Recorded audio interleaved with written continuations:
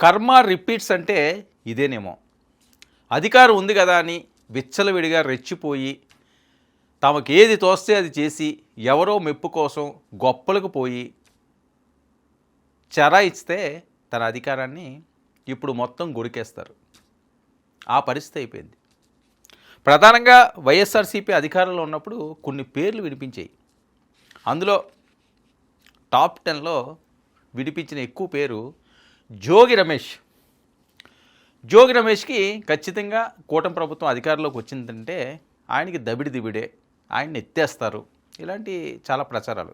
ఆ తర్వాత నేపథ్యంలో పడిన కేసులు అవనియండి, వేరే అవనియండి, ఆయన చేసిన పనులకి ఆయనకి మంత్రి పదవి కూడా వరించింది. సరే, ఓకే, ఏ రకంగా వరించిందో ఆయన అయితే ప్రజలు అయితే ఎమ్మెల్యే కింద ఎన్నుకున్నారు కాబట్టి జగన్మోహన్ రెడ్డి గారు మంత్రి పదవి ఇచ్చారు. కానీ మంత్రి పదవి ఎందుకు ఇచ్చారు? తెలుగుదేశం పార్టీ కార్యాలయాల మీద తెగబడినందుకు, అలాగే తెలుగుదేశం పార్టీ నాయకుల మీద అటాకులు చేసినందుకు ఆయనకి బహుమతి అని చెప్పి జరిగిన ప్రచారం. సరే, అధికారంలో ఉన్నప్పుడు 5 సంవత్సరాలు ఆడింది ఆట, పాడింది పాట.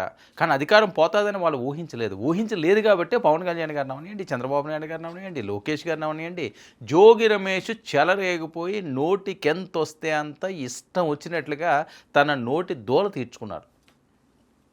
సరే, మరి వీరు అధికారంలోకి వచ్చిన తర్వాత ఊరుకుంటారా? అస్సలు ఊరుకోరు.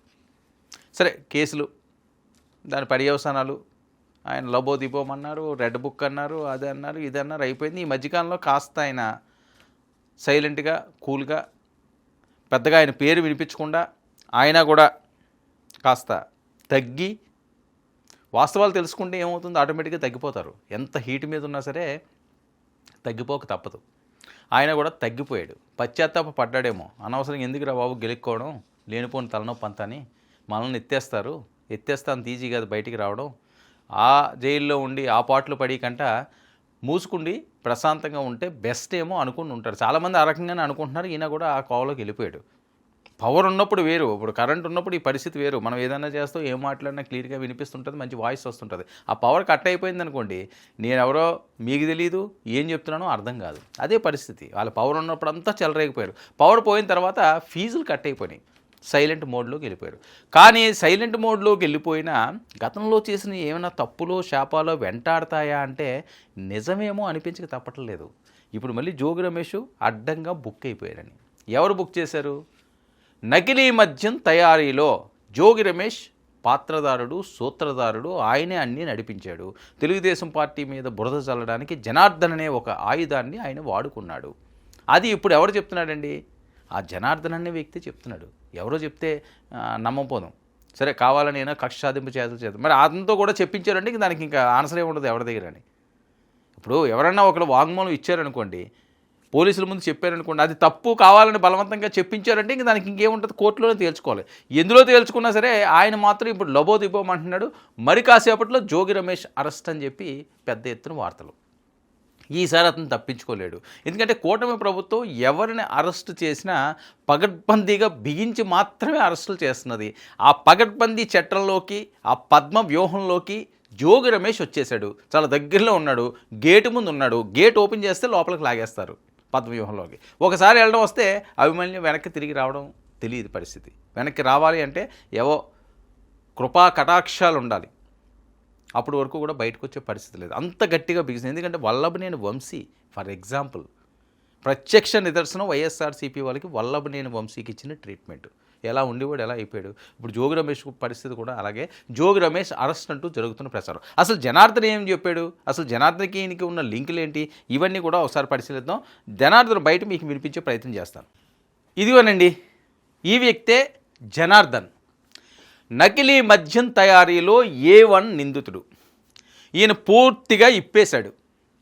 వైఎస్ఆర్సీపీకి సంబంధించిందో, కూటమి మీద ఎలాంటి కుట్రలు జరుగుతున్నాయి, జోగి రమేష్ పాత్ర ఏంటి, ఇప్పుడు ఇది కీలకంగా మారుతుంది. ఇది ఇప్పుడు హైలైట్గా నిలుస్తుంది. జోగి రమేష్ ఎందుకు బుక్ అయ్యాడన్నది ప్రత్యక్ష సాక్ష్యం. మరి ఇప్పుడు ఎందుకు అరెస్ట్ చేయకూడదు, ఎందుకు అరెస్ట్ చేయరు, ఆయన ఎందుకు లబోదిబోమంటున్నాడు, ఎందుకు దేవుళ్ళ దగ్గరికి వెళ్ళి ప్రమాణ స్వీకారాలు చేసుకుందాం అంటున్నారు. తిరుపతి ఫ్యామిలీతో వెళ్తారట, చంద్రబాబు నాయుడు గారి ఫ్యామిలీ రావాలట. నేను తప్పు చేశాను అని చెప్పి తిరుపతిలో ఆయన ప్రమాణ స్వీకారం చేయాలంటే ఏంటి ప్రమాణ స్వీకారాలు ఏంటి, చిన్నపిల్లల ఆటలేంటి? సీఎం స్థాయి వ్యక్తి వచ్చి ప్రమాణం చేస్తారు. ఇంతకుముందు మీరు వెళ్ళి ప్రమాణాలు చేశారా? ఎందుకు ఈ ఆగ్రహాలు ఎందుకు, ఆవేశాలు ఎందుకు? వాస్తవాలన్నీ తెలుస్తాయి కదా. ఇప్పుడు ఎవరు చెప్పారు, ఎవరో చెప్పమంటే చెప్పేస్తాడు అతను. ఒకసారి వినండి ఆయన ఏం చెప్పాడని.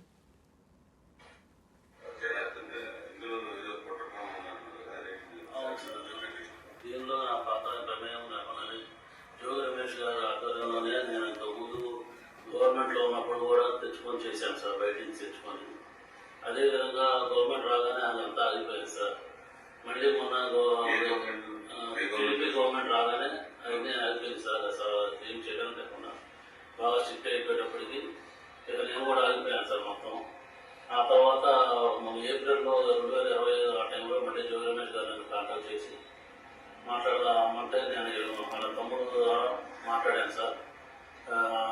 టీడీపీ గవర్నమెంట్ మీద ఏదో రకంగా మనం పనులు సాగాలి, వాళ్ళు యాడ్ చేయాలి, మనకి అప్పుడు మైలేజ్ ఎక్కువ ఉంటుంది అని నువ్వు ఇంతకుముందు చేసేవాడు కదా, చేశారు కదా, వాళ్ళందరినీ మళ్ళీ పిలిచి లేలో పెట్టాను సార్. ఇబ్రాహీంపట్నం అనుకున్నా సార్. తర్వాత నేను మా క్లాస్మేట్ జయశంకర్ రెడ్డి తమ్ముడుపల్లి అని తెలిసేటప్పటికి చిత్తూరు జిల్లా, ఉమ్మడి చిత్తూరు జిల్లా వచ్చింది కాబట్టి ముందు అక్కడ ప్లాన్ చేద్దాం, చంద్రబాబు గారిని ప్లాన్ చేయడానికి అక్కడ చేద్దాము. ఇప్పుడు నేను అక్కడ వైన్ షాప్లో వాళ్ళకి వచ్చి వాళ్ళు చేసుకోలేకపోతే తీసుకున్నానని చెప్పి జోరమేష్ గారు చెప్పాను సార్. అయితే అక్కడే ప్లాన్ చేయాలని చెప్పారు. నేను అక్కడ లోపల అతను బాగా సిద్ధాన్ని అతను పట్టుకొని అవన్నీ రూమ్ అది తీసుకొని వేరే వాళ్ళ పేరు మీద అక్కడ సెటప్ అంతా చేశాను సార్. ఇదండి ఎంత విపులంగా జనార్దన్ చెప్తున్నాడు. మరి జనార్దన్ చెప్తుంటే ఈయన ఏమంటాడు, జోగి రమేష్ గారు అసలు మాకు సంబంధమే లేదు, అసలు నాకేంటి ఇందులో సంబంధం ఉంది, నేను శుద్ధపూసని, చాలా మంచివాడిని అని చెప్పి ఆయన చెప్తాడు. సరే ఓకే, ఆయన మంచివాడో చెడ్డవాడో శుద్ధపూసలో ఇవన్నీ కూడా పోలీసులు తేలుస్తారు, కాలక్రమేణా అవన్నీ కూడా బయటకు వస్తాయి. కానీ ఆయన చెప్పిన మాటలు ఏంటండి, చంద్రబాబు నాయుడు గారి నియోజకవర్గం కుప్పంలో ఉంటుంది, చిత్తూరు జిల్లా అయినా చిత్తూరు జిల్లాలో చంద్రబాబు నాయుడు గారిని డిఫేమ్ చేయాలి, వాళ్ళ మీద బురద చల్లాలి, అది ఆయన ప్లాన్ అని చెప్పి ఎవరు చెప్తున్నారు, A1 నిందితులు చెప్తాడు. మరి మీరు ఆయన కలిసారా, కలలేదా? మరి పోలీసుల దగ్గర ఆయన ఆ వాంగ్మూలం ఇచ్చారు అంటే అది మీ దాకా రాడా? ఆ ఎవిడెన్స్ తీసుకుంటారు కదా, మరి మిమ్మల్ని అరెస్ట్ చేస్తారు కదా. ఎందుకు అరెస్టు చేయకూడదు అన్నది వాళ్ళు మాట్లాడే మాటలు. ఏపీ నకిలీ మద్యం కేసులో సంచలన విజయాలు. ఇదిగో వచ్చేసారు జోగి రమేష్ గారు, చూడండి జోగి రమేష్ గారు వచ్చేసారు. ఇదిగో ఇది సంచలన విషయాలు. సంచలన విషయాలను బయటపెట్టిన నిందితుడు A1 జనార్దన్ రావు. జోగి రమేష్ ఆధ్వర్యంలో నకిలీ మద్యం తయారు చేశాం, జనార్దన్ రావు అన్న మాటలు ఇవి. టీడీపీ రాగానే నకిలీ మద్యం వ్యాపారం ఆపేశాం. ఎప్పుడు చేశారని చెప్తున్నారు, వైఎస్ఆర్సీపీ హయాంలో ఉన్నప్పుడు నకిలీ మద్యాన్ని తయారు చేసామని చెప్పి జనార్దన్ చెప్తున్నాడండి. జోగి రమేష్ గారి మీద ఎవరు నిందలేస్తున్నారో లేకపోతే ఎవరు బురద చల్లుతున్నారో అన్నది పక్కన పెడితే ఆ వాంగ్మూలాన్ని తీసుకోవాల్సిన అవసరం ఉందా? ఆయన ఇచ్చిన రిపోర్టు, ఆయన చెప్పిన సాక్ష్యాలని కోర్టులు పరిగణలోకి తీసుకుంటాయా, తీసుకోవా? పోలీసులు FIR కడతారా, కట్టరా? ఖచ్చితంగా కడతారు. టీడీపీ రాగానే నకిలీ మద్యం వ్యాపారం ఆపేశాము, ఇది ఆయన చెప్పిన మాటలే కదా, నేను బయట కూడా వినిపించాను కదా, సాక్ష్యాలు లేకుండా ఏది నేను మాట్లాడను. ఇక జోగి రమేష్ ఆదేశాలతో తంబళ్లపల్లిలో మద్యం తయారీ. తంబళ్లపల్లిలో మద్యం తయారీ జోగి రమేష్ ఆధ్వర్యంలో. ఇబ్రహీంపట్నం అనుకున్నారట, ముందు అక్కడ చేద్దాము ఇక్కడ వద్దులే అని చెప్పి తంబళ్లపల్లి వెళ్ళారట. ఇక ప్రభుత్వంపై బురద జల్లే కుట్రలో కల్తీకి ప్రోత్సహించారు. ప్రభుత్వాన్ని ఏదోలాగా బదనాం చేయాలి, ఇబ్బంది పెట్టాలి, దీని మీద ఒక ఉద్యమం నడిపించాలి, అంటే ఏదైతే లిక్కర్ స్కామ్ గతంలో ఉన్నదన్నారో, 1000 కోట్లు కొట్టేశారన్నారో, దీన్ని అన్నింటినీ కూడా డైవర్ట్ చేయడానికి వైఎస్ఆర్సీపీ ఆడిన గేమ్లో భాగంగా ప్రధాన సూత్రధారి జోగి రమేష్ అని ఇప్పుడు వరకు కూడా వీళ్ళు ముందున్న రిపోర్ట్ ఇది. ఎందుకంటే జనార్దన్ మాట్లాడారు కాబట్టి. లేకపోతే ఖచ్చితంగా లిక్కర్ స్కామ్ ఎవరు చేయనియండి, లేకపోతే మద్యం అక్రమ మద్యం ఎవరు చేయండి, ప్రజల ప్రాణాలతో ఆడుకునే హక్కు ఏ ప్రభుత్వానికి లేదండి, అది ఎంత గొప్పోడైనా సరేని లేదు. ప్రజల ప్రాణాలతో ఆడుకునే వాళ్ళు ఎవరైనా, ఎంత గొప్పోళ్ళైనా, ఏ స్థాయి వాళ్ళైనా రోడ్డు మీద నిలబడాలి, తోలు తీయాలి. మళ్ళీ ఇంకొకటి ఎవడన్నా ఇలాంటి పనులు చేయడానికి ఉచ్చబోసుకోవాలి. ఆ రకంగా చేయాల్సిన అవసరం ఉంది. ఎవరు ప్రజల మీద కుదులుతారా? వాళ్ళు డబ్బులు ఇచ్చి కొనుక్కుంటున్నారు, దానికి బానిసలు అయిపోయిన వాళ్ళు ఎంతోమంది ఉన్నారు, వాళ్ళు ఇల్లులు గొల్ల చేసుకుంటున్నారు, ఇప్పుడు వాళ్ళ జీవితాలే నాశనం చేసుకుంటున్నారు. ఆ మద్యమే ఒక మహమ్మారి, దానికి తోడు రేట్లు మామూలు సామాన్యమైన రేట్లు ఉండవు. జనరల్గాని ఏ స్థాయి వ్యక్తి తాగినప్పటికీ కూడా ఆ 200 చేసుకున్నాడంటే 100 రూపాయలు ఖచ్చితంగా దానికే పెడతాడు సాయంత్రం అయ్యేసరికి. సరే అది మంచి మద్యం అయితే అతను ఉన్న అలవాటు అతను పడిన కష్టానికో ఆ కష్టం తీరుతుంది, ఆ బాడీ ఏదో ఉపశమనం ఇస్తుందని వాళ్ళ ఫీలింగు. సో ఆ కష్టానికి ప్రతిపరంగా వాళ్ళు ఏదో ఆ మత్తులో ఉంటారు. సో ఆ మత్తులోని పూర్తి స్థాయిలో నిద్రావస్థలోకి తీసుకెళ్ళిపోతే అది ప్రభుత్వాల ముందున్న లక్ష్యాలేంటి, ప్రభుత్వం చేస్తున్న పనులేంటి, ఏ ప్రభుత్వం అవనియండి, ఆ ప్రభుత్వాన్ని ఈ ప్రభుత్వం ఆ ప్రభుత్వం కాదు. దీన్ని నిగ్గు తేల్చాల్సిన అవసరం ఉంది. అది జోగి రమేష్ అవనియండి, లేకపోతే ఏ స్థాయి వ్యక్తి ఉన్నప్పటికీ కూడా, అది టీడీపీ వాళ్ళు అవనియండి, జనసేన వాళ్ళు అవనియండి, బీజేపీ అవనియండి, వైఎస్ఆర్సీపీ అవనియండి, లేకపోతే ఇంకో పార్టీ అవనియండి. ఇక్కడ మనుషుల ప్రాణాలు ముఖ్యం.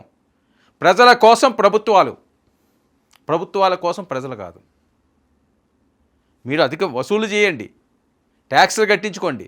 ప్రభుత్వాలు దేని మీద బతుకుతున్నాయి? ప్రజల మీద బతుకుతున్నాయి. ఆ ప్రజలనే చంపేస్తామంటే అసలు నకిలీ మద్యం ఎక్కడి నుంచి వస్తుంది? ఏ రకంగా తయారవుతున్నది? కోట్ల బాటిల్ అట. క్వార్టర్ బాటిల్ కాదు నేను అనేది, కోట్ల బాటిళ్ళు. ఏం జరుగుతుంది? ఎక్కడి నుంచి జరుగుతుంది? ఏ హయాంలో జరిగింది? లేదు వాళ్ళ హయాంలో జరిగిందని వీళ్ళ హయాంలో జరిగిందని వాళ్ళు.